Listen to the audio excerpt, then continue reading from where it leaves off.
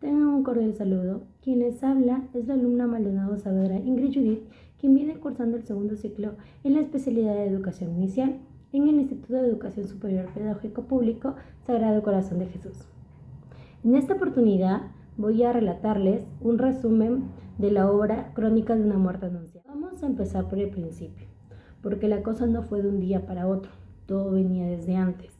Esta historia, como ya sabemos, la cuenta un amigo de Santiago Nazar, 27 años después de lo que pasó, como si estuviera reconstruyendo paso a paso lo que ocurrió, hablando con todo el mundo, recopilando recuerdos y tratando de entender cómo fue posible que algo así sucediera, si es que todo el pueblo sabía lo que iba a pasar y nadie hizo nada por pararlo.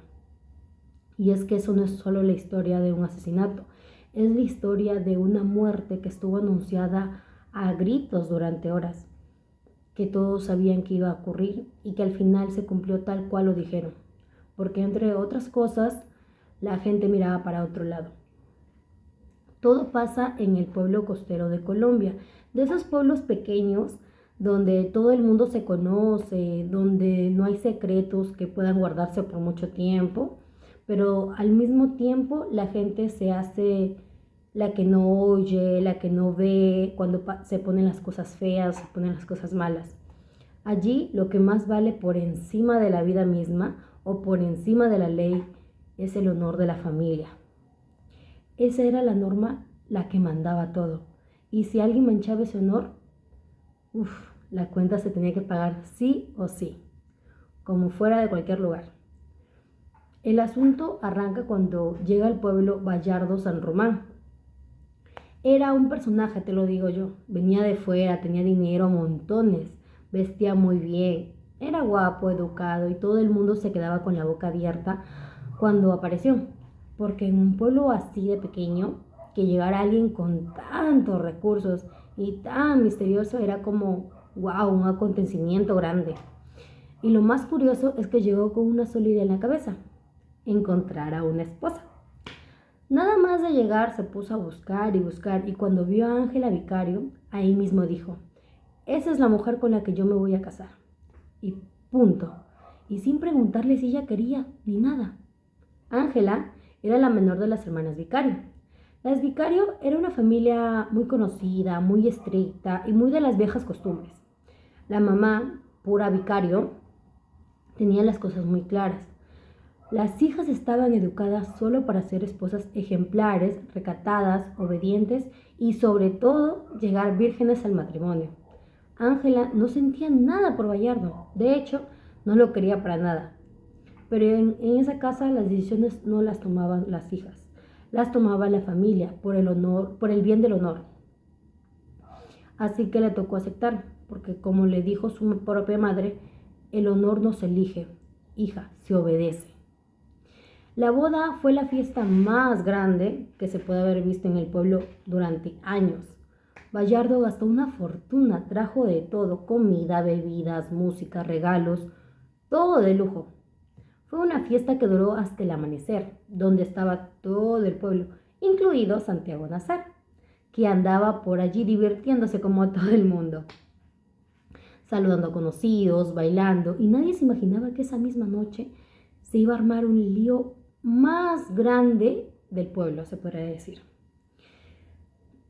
Santiago Nazar, para que te hagas una idea, era un joven de 21 años, hijo de un árabe que había hecho mucha plata con las tierras y el ganado que había.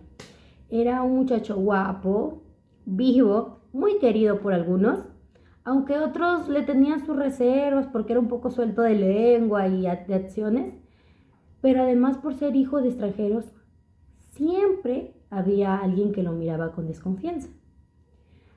Vivía con su madre, Plácida Linero, una mujer que decía saber interpretar los sueños y que por desgracia para él, esa última noche que Santiago durmió en su casa, soñó con árboles y pájaros. Y ella no le dio importancia, no se dio cuenta que ese sueño era un sueño claro de que iba a pasar algo malo. Mejor dicho, le estaba avisando el sueño. Bueno, pues la noche de la boda, cuando ya todo el mundo se iba a ir a dormir, o algunos que andaban todavía de parranda, pasó lo que nadie se esperaba. A las 2 de la mañana, más o menos, vienen a la casa de los vicarios con Ángela, pero no la traen como esposa feliz, sino que la traen arrastrada, tirada en el suelo, porque Bayardo, San Román, la había devuelto. ¿El motivo? Nada más y nada menos que descubrir que Ángela no era virgen. Para él, para su familia y para todo el pueblo, eso era una deshonra tremenda, porque era como una mancha que no se podía lavar con nada. Bayardo, que parecía un hombre tan enamorado por ella, la dejó ahí mismo. Dijo que aquello no era lo que él buscaba. Y se fue para siempre. Destrozado él también, porque al final él sí quería a la muchacha. Pero las reglas eran las reglas de ese pueblo. Ahí fue cuando se armó el desastre en la casa de los vicarios. La madre, pura vicario, se puso como una fiera, le dio una paliza terrible a Ángela, le gritaba, le exigía que dijera quién había sido el culpable, quién le había quitado la virginidad y había manchado el nombre de la familia.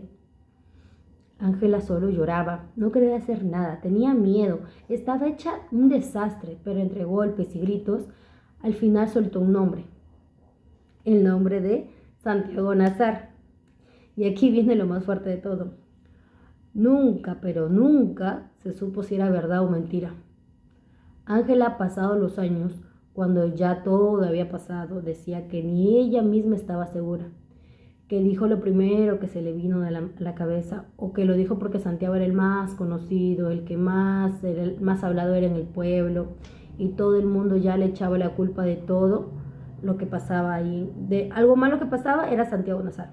Por eso es que Ángela lo acusó. Pero en ese momento la familia Vicario, eso era la verdad absoluta y ya no había vuelta atrás. El honor estaba perdido y la única forma de recuperarlo era matando al que habían dicho que era culpable. Ahí entra en juego los hermanos de Ángela, que son Pedro y Pablo Vicario. Eran dos gemelos de 24 años. Gente tranquila, chicos tranquilos, trabajadores, que nadie podía decir que eran malas personas, ni que anduvieran buscando problemas. Pero para ello, lo que les tocaba hacer no era un crimen, era un deber. Era su obligación como hermanos, como hombres de la familia, la única forma de limpiar el nombre de los vicarios y el nombre de su hermana. Y lo más increíble de todo es que desde ese momento, entre las 2 y 3 de la mañana, ya tenían decidido que iban a matar a Santiago Nazar. Se pusieron a decirle a todo el pueblo, a todo el pueblo se pusieron a decirle, si tal cual los oyes, no lo hicieron en secreto, ni a escondidas, sino que por ahí se supieran que lo iban a matar. Que andaban como si sus cuchillos fueran a matar cerdos, que eran grandes y afilados, y que a todo el mundo que los encontraba le decían, vamos a matar a Santiago Nazar, es cosa de honor. Lo contaron en la carnicería cuando fueron a afilar las armas.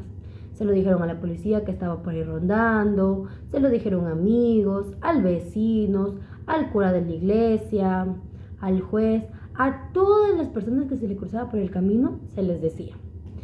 Lo decían en voz alta, claro, y como esperando en el fondo que alguien les dijera, están locos, no hagan eso, o que alguien los parara, porque en el fondo tampoco tenían tantas ganas de hacerlo, pero creían que era lo que les tocaba. ¿Pero qué pasó? Nadie hizo ni dijo nada. La gente pensaba, están borrachos, se les va a pasar, o es una amenaza nada más, no van a ser capaces de hacerlo, pero no. Simplemente les daba miedo meterse en asuntos de honor de otras familias. La policía se enteró. Leandro Pornoy le quitó los cuchillos, sí, pero no los detuvo, no los metió a la cárcel ni nada de eso. Ellos fueron y consiguieron a otros iguales. El cura dijo que eran unas cosas de hombres y que él no se metía en esos problemas, como si nada. El jueves estaba durmiendo y ni se levantó a ver qué pasaba. La dueña de la tienda, Clotilde Armenta, que era una mujer de mucho juicio, les dijo que la dejaran para después, que no le hicieran ahí. Trató de pararlos, pero no tuvo fuerza para más. Y le mandó avisar a gente, pero nadie le hizo caso. Mientras todo esto pasaba, Santiago Nazar Él estaba durmiendo de lo más tranquilo, sin saber, sin enterarse de nada, sin saber que todo el pueblo hablaba de que lo iban a matar. Se levantó esa mañana como cualquier otro día, porque además tenía ganas de ir al puerto a ver llegar al obispo, que venía en el barco y todo el mundo iba a recibirlo. Se puso su ropa de lino blanco, desayunó algo rápido, salió de su casa alegre, saludando a la gente, creyendo que todo era fiesta y alegría para él, porque nadie le había dicho nada. Mira, hasta hubo una carta que le dejaron en la puerta avisándole claramente con hora, motivo y todo, pero se le cayó al suelo. Se quedó ahí tirada y nadie se la dio a leer. Incluso la cocinera de su casa, Victoria Guzmán, y la hija de ella, Divina Flor, que lo sabían todo perfectamente, tampoco le dijeron nada. Victoria le tenía rencor a la familia de los Santiagos, porque años atrás el padre de él se había aprovechado de ella y en el fondo deseaba que le pasara lo peor.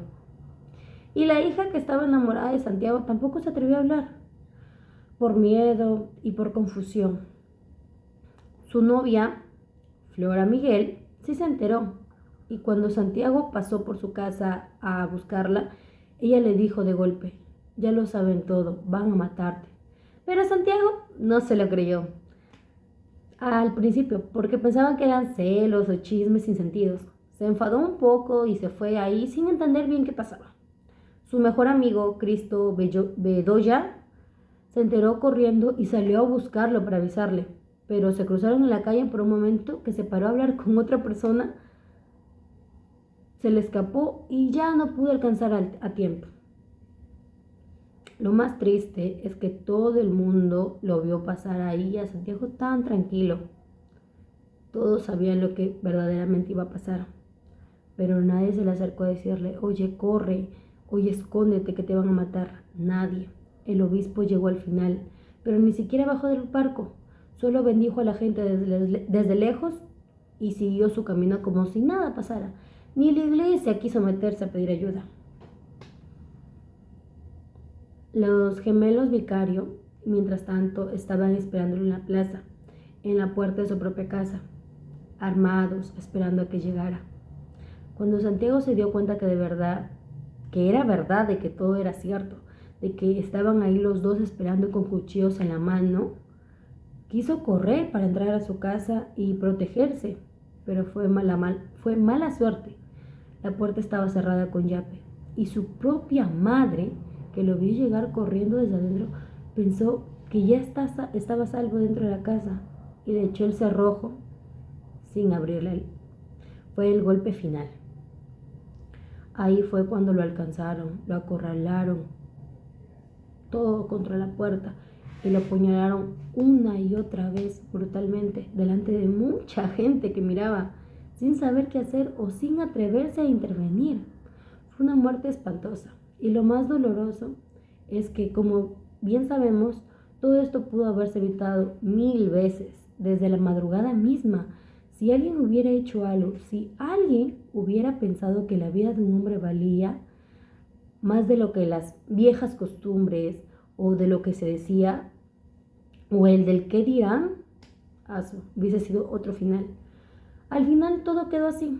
Los gemelos estuvieron un tiempo en la cárcel, pero salieron pronto, porque todo el mundo entendió que lo que hicieron, lo hicieron por honor, cumpliendo con lo que la sociedad les había enseñado que debían hacer.